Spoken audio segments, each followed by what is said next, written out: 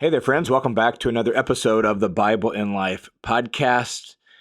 As always, our heart, our goal on the Bible in Life is to have conversations and to explore Scripture in such a way that it can help us live more faithfully and more fully as disciples of Jesus. And in this episode, we continue the conversation we began on our last episode with Kyle Strobel. Kyle teaches at Biola at Talbot as one of the professors in their Institute for Spiritual Formation. And this conversation really grew out of a book that he wrote with another one of his colleagues on prayer, specifically entitled When Prayer Becomes Real.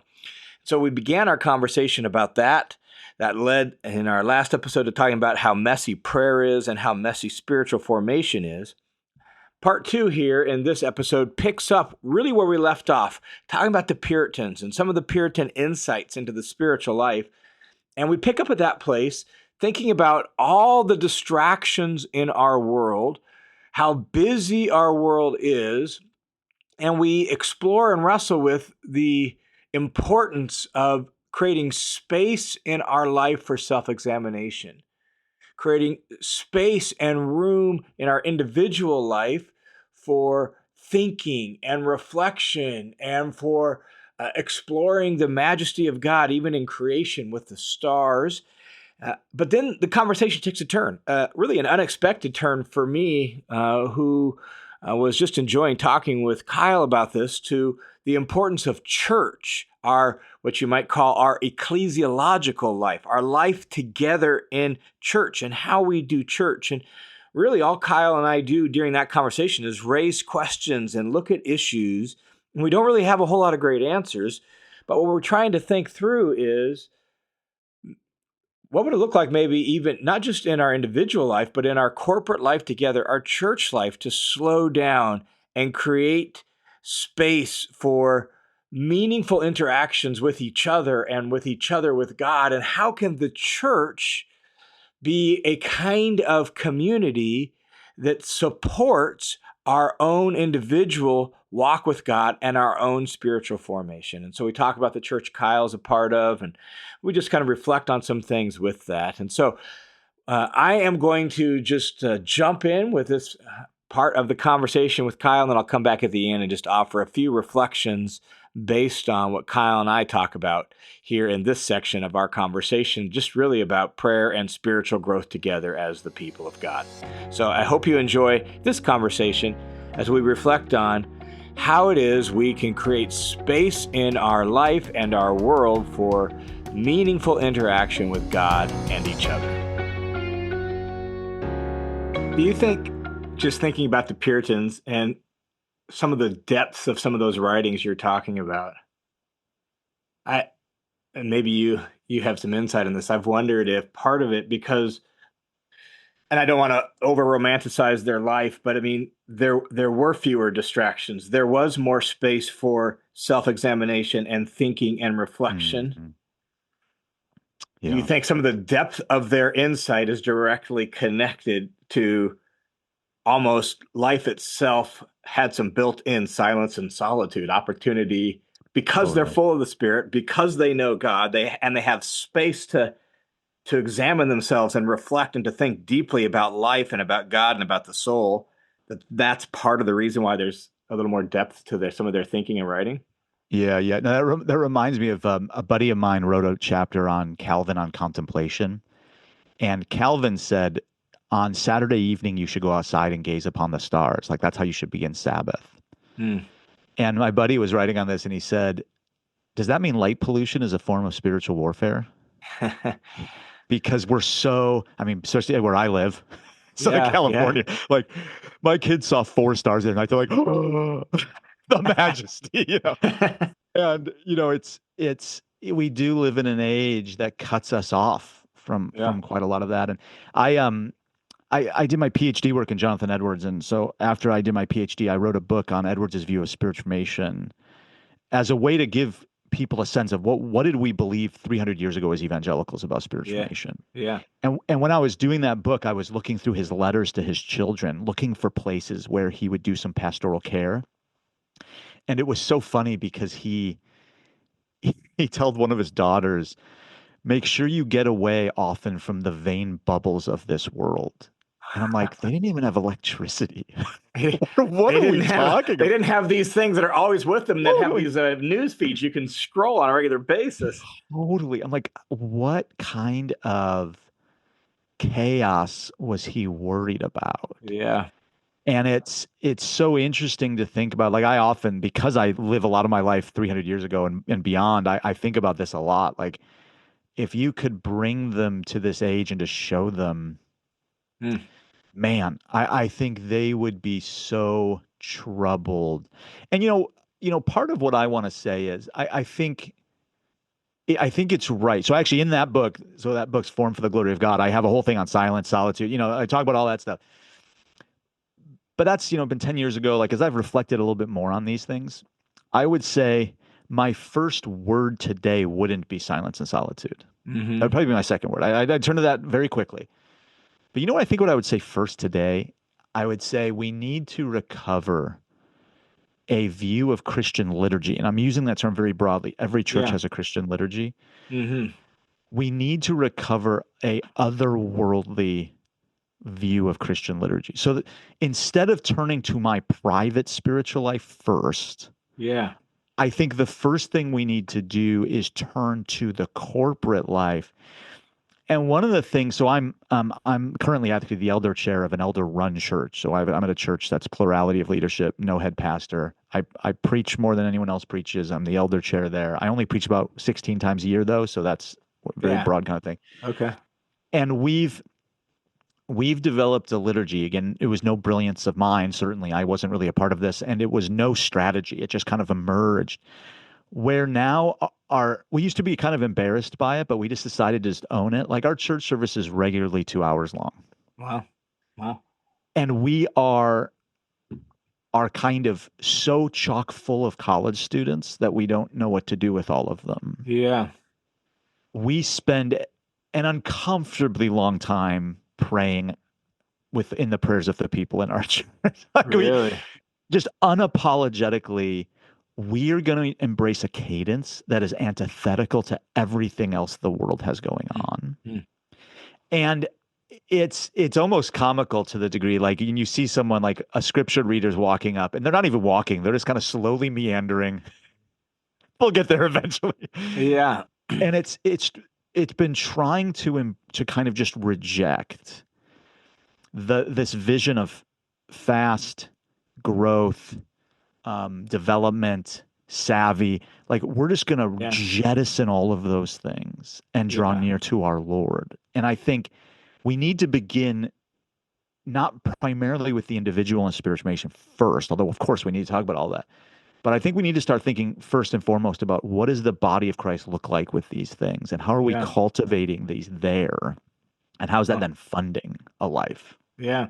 I some of the other things we've talked about it relates to this, but I've often felt like in reading so many books on prayer, spiritual growth, spiritual formation, as well as a lot of other things, but I'm like, I don't feel like there's a book, and maybe there's a need for a book that has a practical theology of spiritual growth and spiritual formations, the theological piece, Mm-hmm. kind of the individual spiritual disciplines piece and individual responsibility. And what does it look like to walk by the Spirit, and how do the spiritual Mm-hmm. disciplines help do that, and some of that, as well as a practical ecclesiology that can foster and facilitate a family of God that actually is growing. Right, Yeah. like a book that does.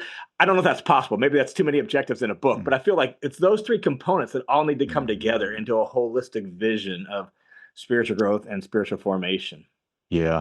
Yeah. And one of the things that one of the reasons why I gave myself to writing this book on Edwards was because I noticed the Puritans had that. Mm, And I'm not interested, so I meet some folks who are interested in the Puritans. They just think they have the answers to everything. And like, I'm not interested in that. right. I just think these are people who have thought deeply about things that we can learn from. But they, for better or for worse, they had a holistic vision where you have an ecclesiology that's kind of ordering and governing. What I kind of think of as providing the kind of harmony of life with God, and then you have the familial life, which is for the Puritans, the family was kind of the monastic community governed by a rule of life. And so you have this family life, and families were porous, right? They're not nuclear families back then. So there's constantly there's people staying with you for 6 months out of the year. You have extended family and really so there's this porous kind of thing to it. But there's this communal life that had, just like the church has spiritual disciplines associated with it, the family life had spiritual disciplines associated with it. And of course, they're not using the language of spiritual disciplines, but means of grace, right? Because all this is kind of grace ordered. But then they had an account of the individual spiritual life. And they thought that all three of those like overlapping registers were necessary to talk about, because if there's a failure at any one of those levels, the whole thing falls apart. Wow. Yeah. And so I think they have it. I think you're right. I think no one has done. I mean, my book is just a very kind of small intro to these things. I don't get it, and I don't get nearly as far as into the kind of ecclesiological stuff as I would have liked. But I think that's the big question mark today. When I look at the last 25, 30 years of the spiritual formation conversation, the gaping hole has been ecclesiology. And I would say the failure, it's not only been a neglect, there's been a real failure. Because what a lot of folks have done is they've led with an individual vision of spiritual formation. That's profound and powerful for folks. Folks then think that is the whole vision. They then judge the church based on the church's ability to support that vision. And they judge the church in false ways, because theologically, we would need to have an account of ecclesiology that funds our vision of spiritual formation, not the other way around. And so I worry that folks end up borrowing a monastic vision of spiritual formation, which of course has absolutely nothing to do with ecclesiology for obvious reasons, and then are surprised that the church doesn't care about it, and that the church doesn't make sense of it. And so and some of this stems from the fact that the spiritual formation conversation has been dominated by very dear, very profound folks, but it's typically been psychologists, philosophers, and Bible scholars, and there's been a dearth of theologians. Yeah.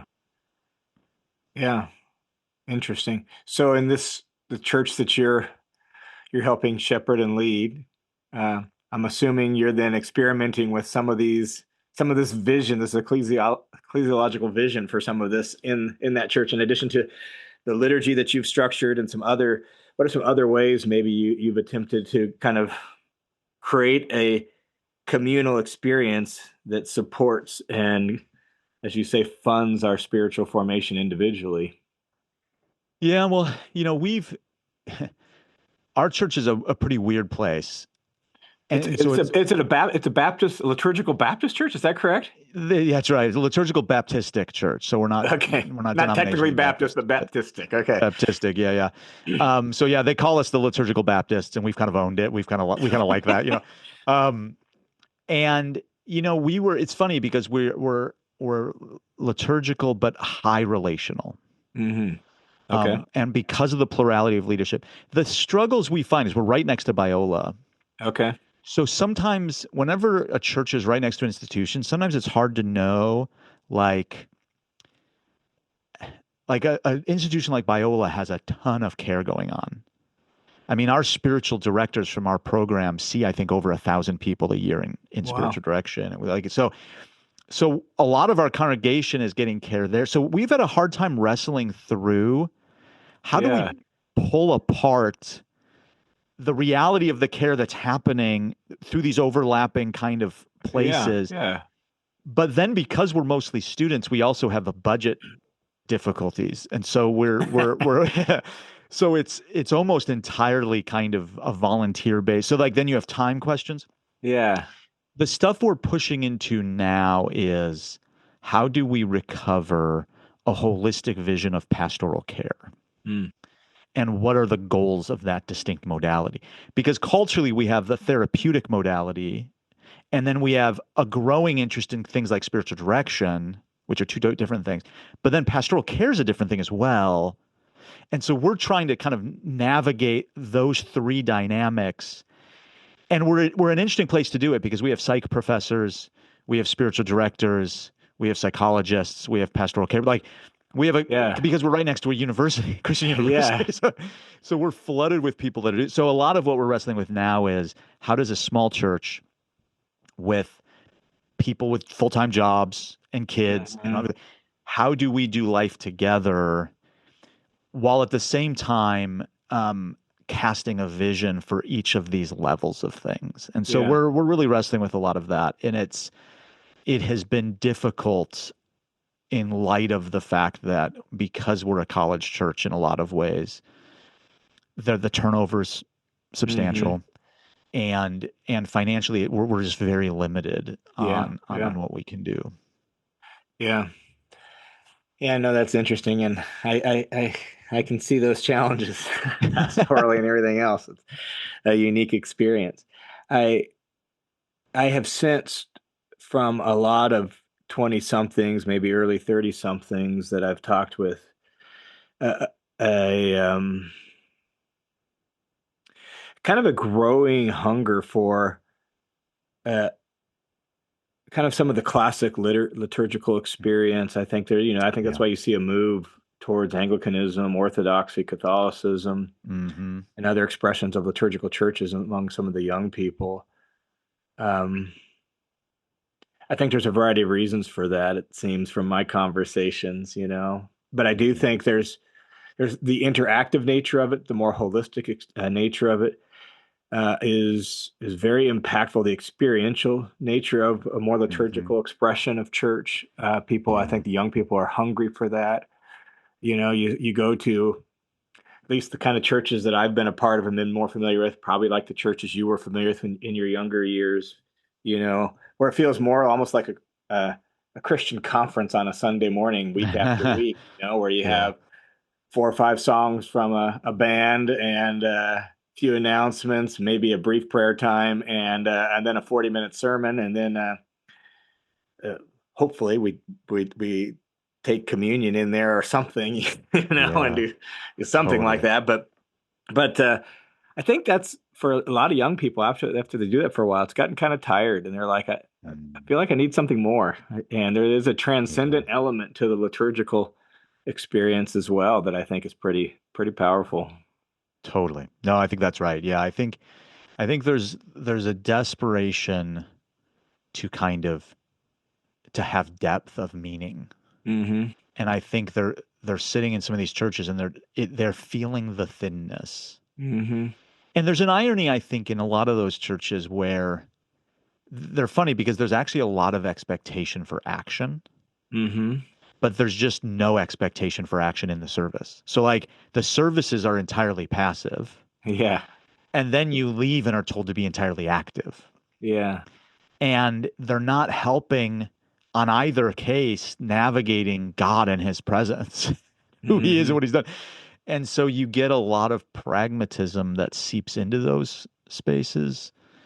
And I think, my generation and below, yeah, I mean, we're just so tired and they're just Yeah. feeling it so deeply. And Yeah. yeah, and I've been amazed with like how many college students find us coming out of those churches and are just looking around at our little dinky, church and, kind of volunteer, but, it's like everything's done. I mean, we don't have money and they're just, it's funny because they're both like amazed that you can even do this, but they're also, because everyone's needed, the fact that they feel like, oh my goodness, this place needs me Yeah. is so profound. Hmm.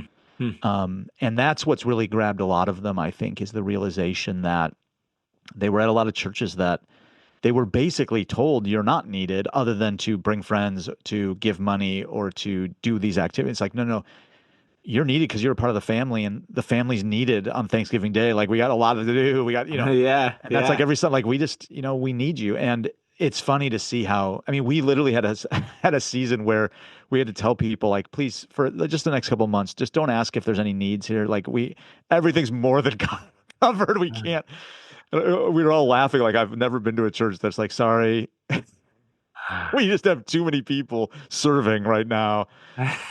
And that was just where we were at. Cause they were so gripped, I think, by, oh my goodness, like I'm needed in meaningful ways. Yeah, yeah, And so I do think there's a desperation for a depth of meaning in liturgy, a depth of belonging to a yeah, place. yeah. I know it's good. Just to wrap up this part of my conversation with Kyle, one of the things that really struck me as Kyle and I talked about really church life is I think in order for us to create a church environment and church culture that supports our own individual spiritual growth, to create a church culture that helps really deepen people in their walk with God, rather than just putting on a great hour and a half service on Sunday morning with great music and engaging message. That if we're going to really have churches that are more formative, holistically formative, that's going to require those of us who attend church to change our expectations of the church. That how are we going to evaluate church? Is it going to be the great programs? Wow, what a great service. Wow, that was a great band. Whoa, well, they had great music.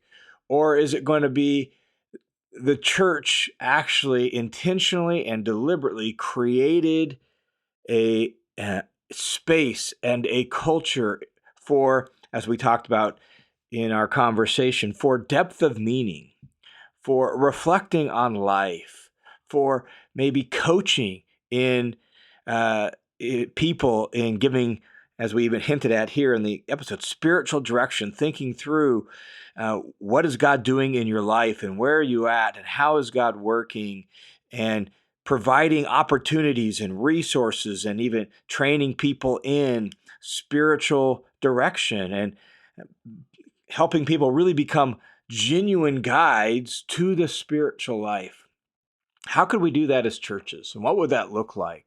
And how would that change the nature of what happens on Sunday morning? We even talked in this episode about liturgy and what would it look like to have a liturgy that is more engaging and more interactive and more formative rather than just informative.